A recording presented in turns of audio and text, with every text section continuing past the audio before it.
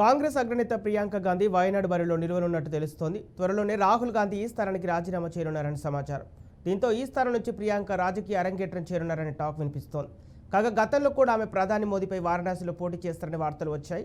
ఆ తర్వాత సోనియా గాంధీ వదులుకున్న రాయ్బరేలీ నుంచి కూడా ఆమె పోటీ చేస్తారని రాజకీయ విశ్లేషకులు భావించారు. తాజాగా ప్రియాంక వయనాడు నుంచి బరిలోకి దిగుతారని ప్రచారం జరుగుతోంది. సార్వత్రిక ఎన్నికల్లో ఆమె సోదరుడు రాహుల్ గాంధీ వయనాడు రాయ్బరేలీ నుంచి భారీ మెజార్టీతో విజయం సాధించారు. అయితే ఏదో ఒక స్థానం నుంచి మాత్రమే ఆయన కొనసాగాల్సి ఉంటుంది. ఈ నేపథ్యంలో రాహుల్ తన సోదరి కోసం వయనాడు స్థానానికి రాజీనామా చేయనున్నారని, దీంతో అక్కడ జరిగే ఉప ఎన్నికల్లో ప్రియాంక పోటీ చేస్తారని పార్టీ వర్గాలు వెల్లడించాయి.